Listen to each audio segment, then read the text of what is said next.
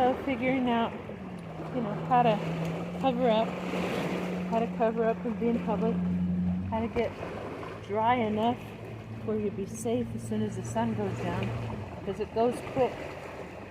And it's been a while, and this is a beautiful place.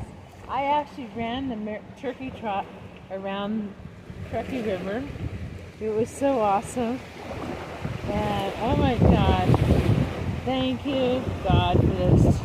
That husband and wife that told me about this awesome little spot. Whoa. I mean, the hair is blowing. The hair is blowing.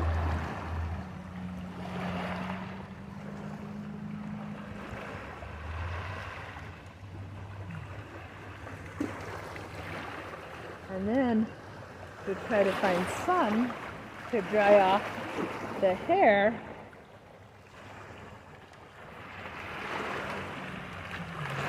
And, keep everything else warm. Hey, subscribe and be the example that you would want someone else to be for you, for your kids.